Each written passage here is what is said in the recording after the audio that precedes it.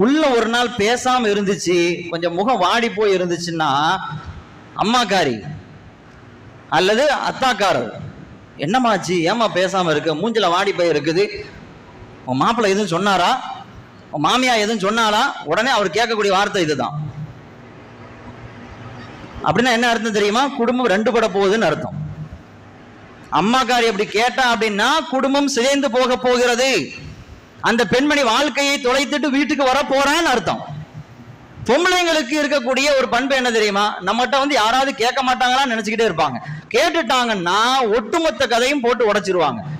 வீட்டுக்கு புகுந்த வீட்டுக்கு போன நாள்ல இருந்து இதுவரைக்கும் என்ன நடந்துச்சோ அத்தனையும் கொட்டி தீர்த்துருவாங்க. அப்படியா செஞ்சாரு, அப்படியே மாமியா நடத்தினா, இன்ன வரம் பாரு அப்படின்னு ஜமாத்தை கூட்டிட்டு போய் நின்று அங்க உறவை அறுத்து விட்டுட்டு வந்துருவாரு.